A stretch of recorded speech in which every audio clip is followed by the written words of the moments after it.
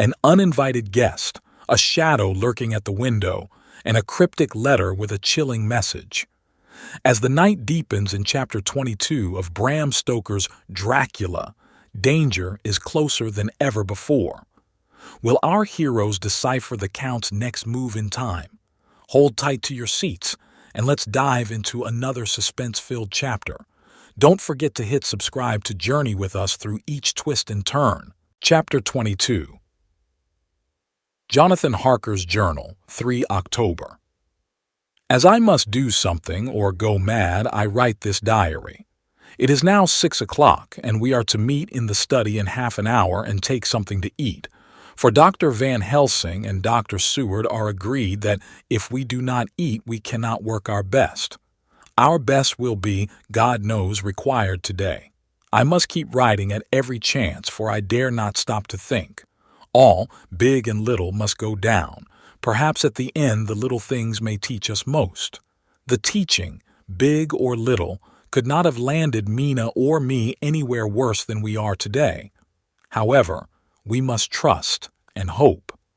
Poor Mina told me just now, with the tears running down her dear cheeks, that it is in trouble and trial that our faith is tested, that we must keep on trusting, and that God will aid us up to the end. The end! Oh my God, what end? To work, to work! When Dr. Van Helsing and Dr. Seward had come back from seeing poor Renfield, we went gravely into what was to be done. First, Dr. Seward told us that when he and Dr. Van Helsing had gone down to the room below, they had found Renfield lying on the floor, all in a heap. His face was all bruised and crushed in, and the bones of the neck were broken. Dr. Seward asked the attendant who was on duty in the passage if he had heard anything. He said that he had been sitting down. He confessed to half-dozing when he heard loud voices in the room, and then Renfield had called out loudly several times, "God! God! God!"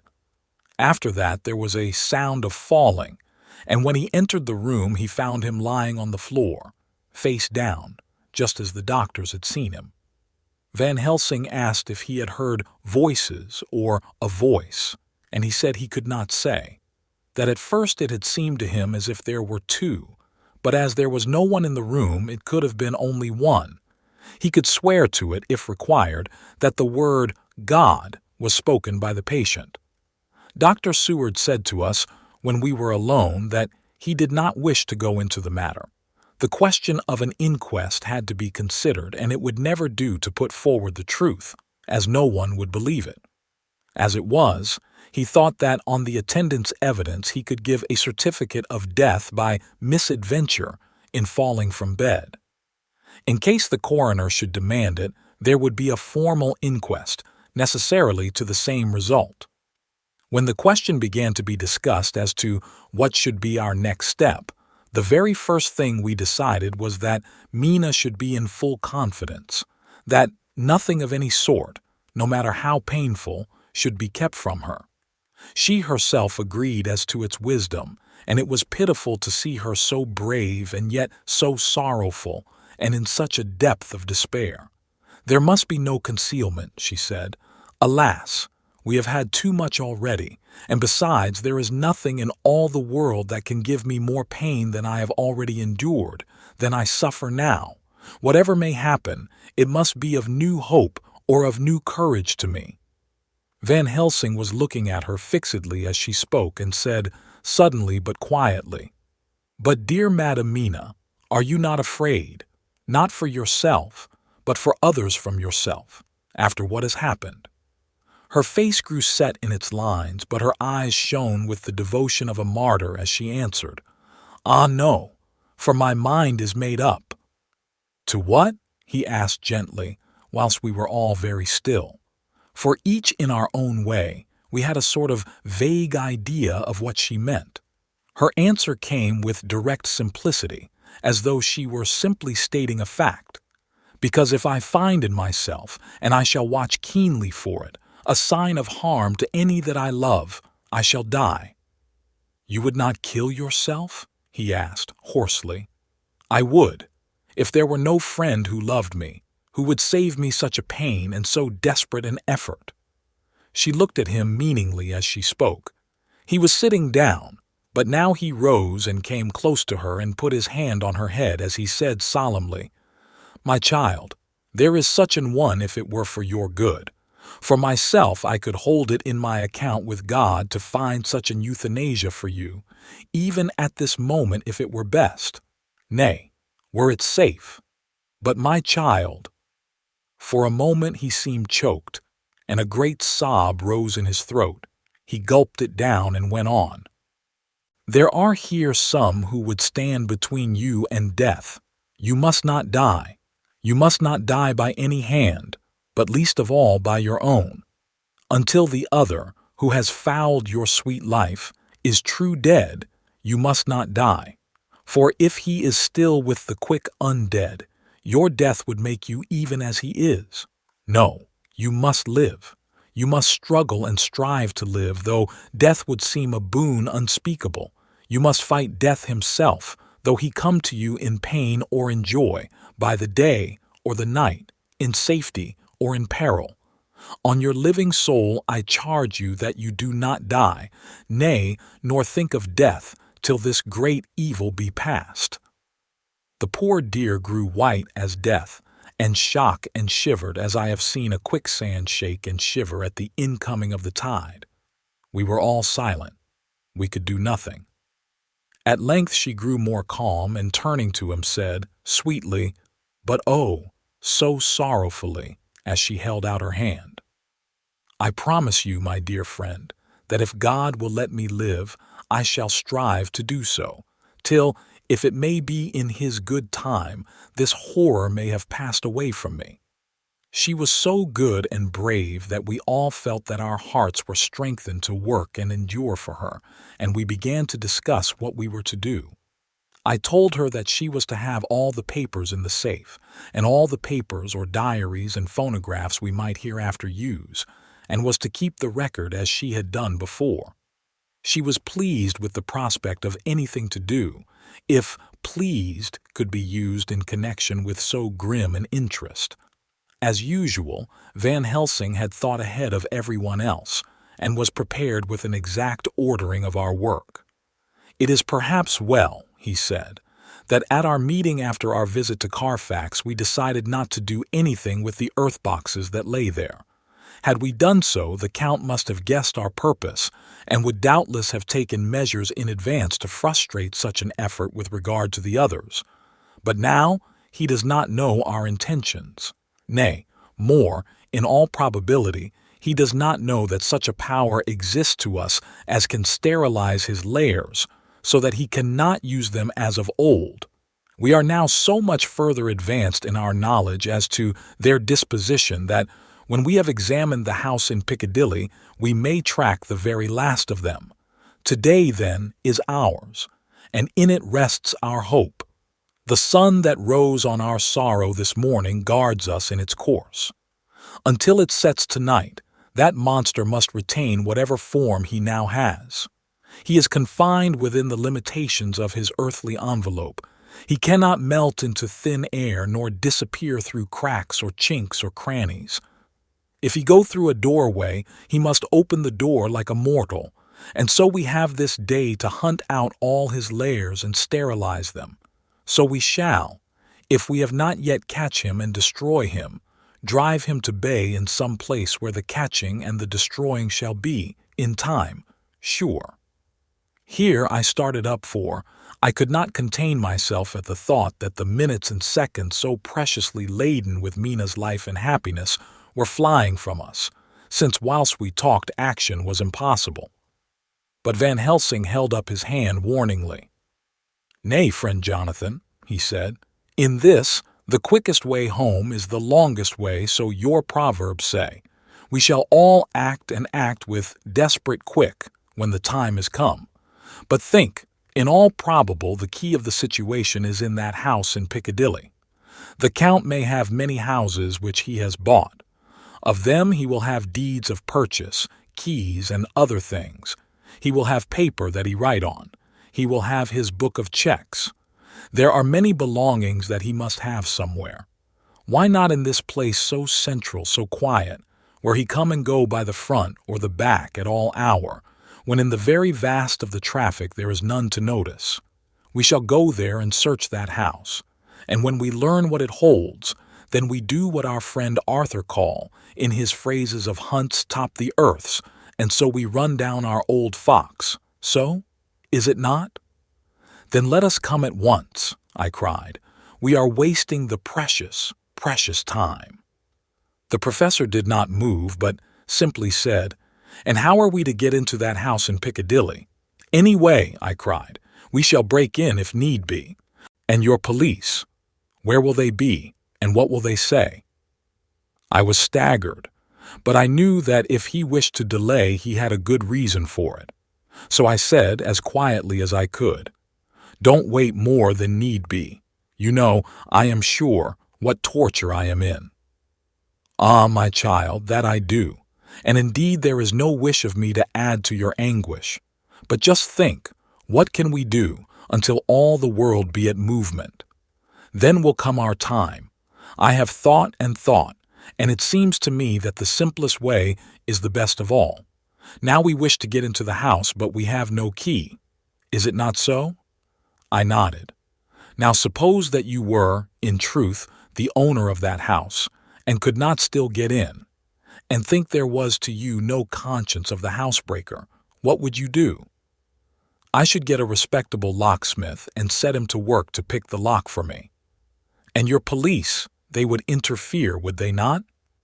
"Oh no, not if they knew the man was properly employed."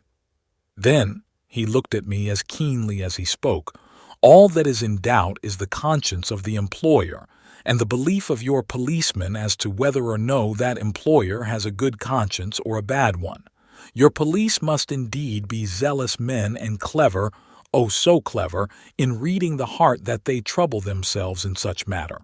No, my friend Jonathan, you go take the lock off 100 empty house in this your London or of any city in the world, and if you do it as such things are rightly done, and at the time such things are rightly done, no one will interfere. I have read of a gentleman who owned a so fine house in London, and when he went for months of summer to Switzerland and lock up his house, some burglar came and broke window at back and got in. Then he went and made open the shutters in front and walk out and in through the door before the very eyes of the police. Then he have an auction in that house and advertise it and put up big notice, and when the day come, he sell off by a great auctioneer all the goods of that other man who owned them. Then he go to a builder and he sell him that house, making an agreement that he pull it down and take all away within a certain time, and your police and other authority help him all they can. And when that owner come back from his holiday in Switzerland, he find only an empty hole where his house had been. This was all done en règle, and in our work we shall be en règle too. We shall not go so early that the policemen who have then little to think of shall deem it strange, but we shall go after 10 o'clock when there are many about, and such things would be done were we indeed owners of the house." I could not but see how right he was, and the terrible despair of Mina's face became relaxed a thought. There was hope in such good counsel. Van Helsing went on. "When once within that house we may find more clues. At any rate, some of us can remain there whilst the rest find the other places where there be more earth boxes, at Bermondsey and Mile End." Lord Godalming stood up. "I can be of some use here," he said. "I shall wire to my people to have horses and carriages where they will be most convenient." "Look here, old fellow," said Morris. "It is a capital idea to have all ready in case we want to go horsebacking.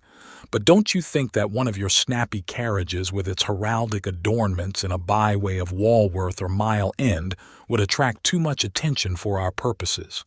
It seems to me that we ought to take cabs when we go south or east, and even leave them somewhere near the neighborhood we are going to." "Friend Quincy is right," said the professor. "His head is what you call in plane with the horizon. It is a difficult thing that we go to do, and we do not want no peoples to watch us if so it may." Mina took a growing interest in everything, and I was rejoiced to see that the exigency of affairs was helping her to forget for a time the terrible experience of the night. She was very, very pale, almost ghastly, and so thin that her lips were drawn away, showing her teeth in somewhat of prominence. I did not mention this last, lest it should give her needless pain, but it made my blood run cold in my veins to think of what had occurred with poor Lucy when the Count had sucked her blood. As yet, there was no sign of the teeth growing sharper, but the time as yet was short, and there was time for fear. When we came to the discussion of the sequence of our efforts and of the disposition of our forces, there were new sources of doubt. It was finally agreed that before starting for Piccadilly, we should destroy the Count's lair close at hand. In case he should find it out too soon, we should thus be still ahead of him in our work of destruction, and his presence in his purely material shape, and at his weakest, might give us some new clue. As to the disposal of forces, it was suggested by the professor that, after our visit to Carfax, we should all enter the house in Piccadilly, that the two doctors and I should remain there, whilst Lord Godalming and Quincy found the lairs at Walworth and Mile End and destroyed them. It was possible, if not likely, the professor urged, that the Count might appear in Piccadilly during the day, and that if so, we might be able to cope with him then and there. At any rate, we might be able to follow him in force. To this plan I strenuously objected, and so far as my going was concerned, for I said that I intended to stay and protect Mina, I thought that my mind was made up on the subject, but Mina would not listen to my objection. She said that there might be some law matter in which I could be useful, that amongst the Count's papers might be some clue which I could understand out of my experience in Transylvania, and that, as it was, all the strength we could muster was required to cope with the Count's extraordinary power. I had to give in, for Mina's resolution was fixed. She said that it was the last hope for her that we should all work together. As for me, she said, I have no fear. Things have been as bad as they can be, and whatever may happen must have in it some element of hope or comfort. Go, my husband. God can, if he wishes it, guard me as well alone as with anyone present. So I started up crying out, Then in God's name let us come at once, for we are losing time. The Count may come to Piccadilly earlier than we think. Not so, said Van Helsing, holding up his hand. But why? I asked. Do you forget, he said, with actually a smile, that last night he banqueted heavily and will sleep late? Did I forget? Shall I ever? Can I ever? Can any of us ever forget that terrible scene? Mina struggled hard to keep her brave countenance, but the pain overmastered her and she put her hands before her face and shuddered whilst she moaned. Van Helsing had not intended to recall her frightful experience. He had simply lost sight of her and her part in the affair in his intellectual effort. When it struck him what he said, he was horrified at his thoughtlessness and tried to comfort her. "Oh, Madam Mina," he said, "dear, dear Madam Mina, alas, that I of all who so reverence you should have said anything so forgetful. These stupid old lips of mine and this stupid old head do not deserve so, but you will forget it, will you not?" He bent low beside her as he spoke. She took his hand and, looking at him through her tears, said hoarsely, "No, I shall not forget, for it is well that I remember, and with it I have so much in memory of you that is sweet, that I take it all together. Now, you must all be going soon. Breakfast is ready, and we must all eat that we may be strong." Breakfast was a strange meal to us all. We tried to be cheerful and encourage each other, and Mina was the brightest and most cheerful of us. When it was over, Van Helsing stood up and said, "Now, my dear friends, we go forth to our terrible enterprise. Are we all armed as we were on that night when first we visited our enemy's lair, armed against ghostly as well as carnal attack?" We all assured him. "Then it is well. Now, Madam Mina, you are in any case quite safe here until the sunset, and before then we shall return, if We shall return. But before we go, let me see you armed against personal attack. I have myself, since you came down, prepared your chamber by the placing of things of which we know, so that he may not enter. Now let me guard yourself. On your forehead I touch this piece of sacred wafer in the name of the Father, the Son, and—" There was a fearful scream which almost froze our hearts to hear. As he had placed the wafer on Mina's forehead, it had seared it, had burned into the flesh as though it had been a piece of white-hot metal. My poor darling's brain had told her the significance of the fact as quickly as her nerves received the pain of it, and the two so overwhelmed her that her overwrought nature had its voice in that dreadful scream. But the words to her thought came quickly. The echo of the scream had not ceased to ring on the air when there came the reaction, and she sank on her knees on the floor in an agony of abasement. Pulling her beautiful hair over her face, as the leper of old his mantle, she wailed out, "Unclean! Unclean! Even the Almighty shuns my polluted flesh. I must bear this mark of shame upon my forehead until the judgment day." They all paused. I had thrown myself beside her in an agony of helpless grief, and putting my arms around, held her tight. For a few minutes our sorrowful hearts beat together, whilst the friends around us turned away their eyes that ran tears silently. Then Van Helsing turned and said gravely, so gravely that I could not help feeling that he was in some way inspired and was stating things outside himself, "It may be that you may have to bear that mark till God himself see fit, as he most surely shall, on the judgment day, to redress all wrongs of the earth and of his children that he has placed thereon. And oh, Madam Mina, my dear, may we who love you be there to see, when that red scar, the sign of God's knowledge of what has been, shall pass away, and leave your forehead as pure as the heart we know. For so surely as we live, that scar shall pass away when God sees right to lift the burden that is hard upon us. Till then we bear our cross, as his Son did in obedience to his will. It may be that we are chosen instruments of his good pleasure, and that we ascend to his bidding as that other through stripes and shame, through tears and blood, through doubts and fears and all that makes the difference between God and man. There was hope in his words, and comfort, and they made for resignation. Mina and I both felt so, and simultaneously we each took one of the old man's hands and bent over and kissed it. Then, without a word, we all knelt down together, and all holding hands, swore to be true to each other.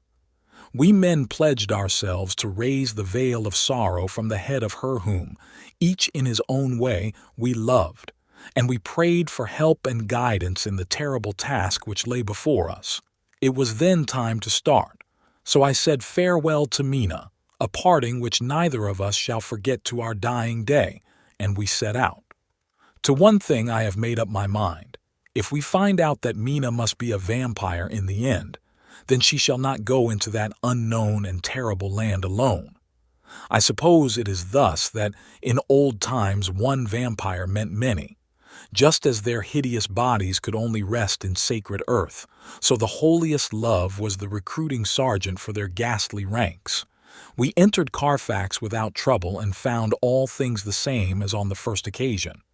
It was hard to believe that amongst so prosaic surroundings of neglect and dust and decay, there was any ground for such fear as already we knew.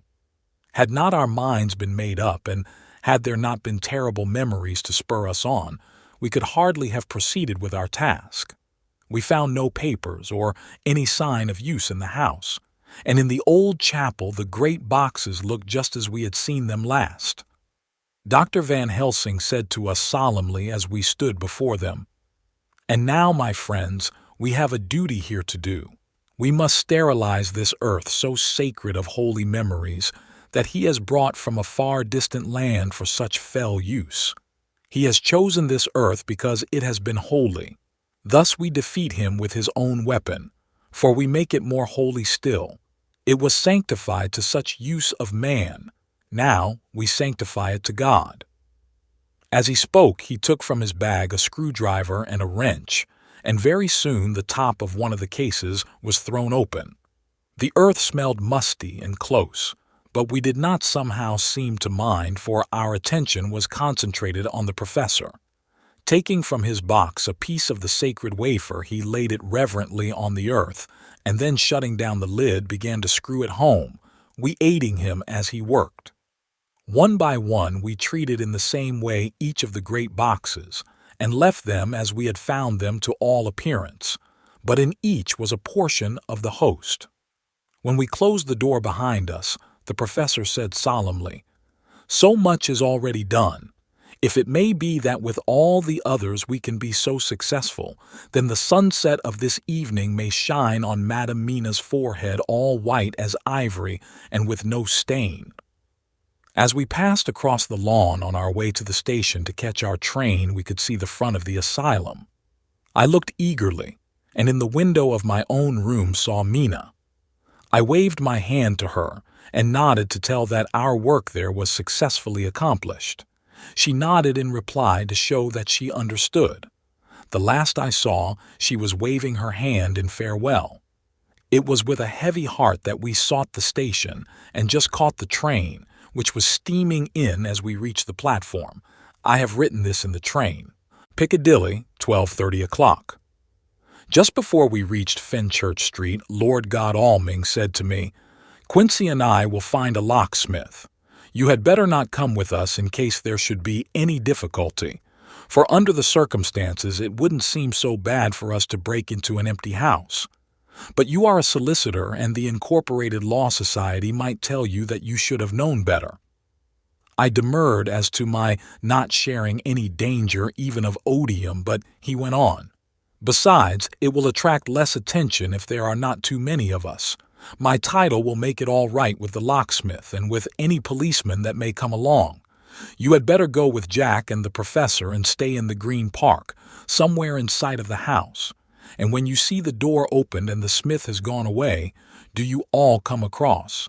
We shall be on the lookout for you, and shall let you in." "The advice is good," said Van Helsing, so we said no more. Godalming and Morris hurried off in a cab, we following in another. At the corner of Arlington Street, our contingent got out and strolled into the Green Park. My heart beat as I saw the house on which so much of our hope was centered, looming up grim and silent in its deserted condition amongst its more lively and spruce-looking neighbors. We sat down on a bench within good view and began to smoke cigars so as to attract as little attention as possible. The minutes seemed to pass with leaden feet as we waited for the coming of the others. At length we saw a four-wheeler drive up.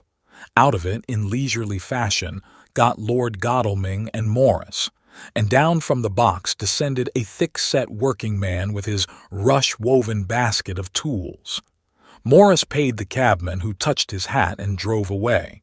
Together, the two ascended the steps, and Lord Godalming pointed out what he wanted done.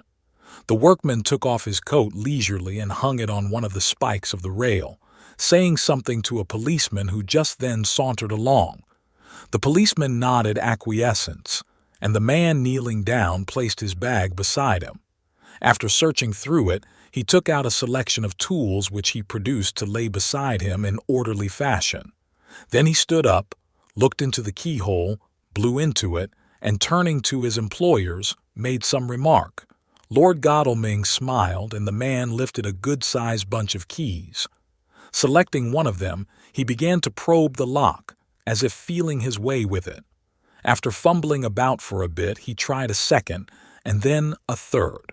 All at once the door opened under a slight push from him, and he and the two others entered the hall. We sat still. My own cigar burnt furiously, but Van Helsing's went cold altogether. We waited patiently as we saw the workman come out and bring in his bag. Then he held the door partly open, steadying it with his knees whilst he fitted a key to the lock. This he finally handed to Lord Godalming, who took out his purse and gave him something. The man touched his hat, took his bag, put on his coat, and departed. Not a soul took the slightest notice of the whole transaction. When the man had fairly gone, we three crossed the street and knocked at the door. It was immediately opened by Quincy Morris, beside whom stood Lord Godalming lighting a cigar. "The place smells so vilely," said the latter as we came in. It did indeed smell vilely, like the old chapel at Carfax, and with our previous experience it was plain to us that the Count had been using the place pretty freely. We moved to explore the house, all keeping together in case of attack, for we knew we had a strong and wily enemy to deal with, and as yet we did not know whether the Count might not be in the house. In the dining room, which lay at the back of the hall, we found 8 boxes of earth, 8 boxes only out of the 9, which we sought. Our work was not over and would never be until we should have found the missing box. First, we opened the shutters of the window which looked out across a narrow stone-flagged yard at the blank face of a stable, pointed to look like the front of a miniature house. There were no windows in it, so we were not afraid of being overlooked. We didn't lose any time in examining the chests. With the tools which we had brought with us, we opened them, one by one, and treated them as we had treated those others in the old chapel. It was evident to us that the Count was not at present in the house, and we proceeded to search for any of his effects.